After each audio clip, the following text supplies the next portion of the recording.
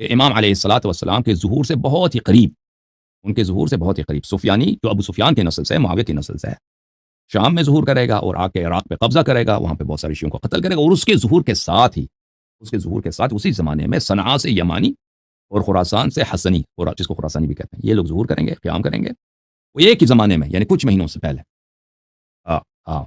और आसमान से सैहा भी आया जाएगा, तो ये उस ज़माने की बात है, ठीक है ना? ये और ये लोग, ये कोई इमाम नहीं है, सुफियानी जो अल्लाह का दुश्मन है, वो दज्जाल की तरह का कैरेक्टर है।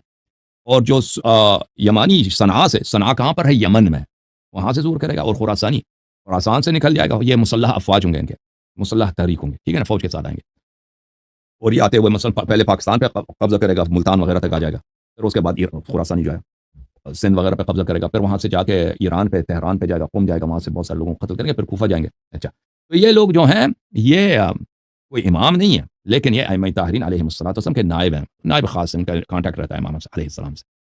और ये लोग जो हैं सैहा के बाद ज़ुहूर करेंगे।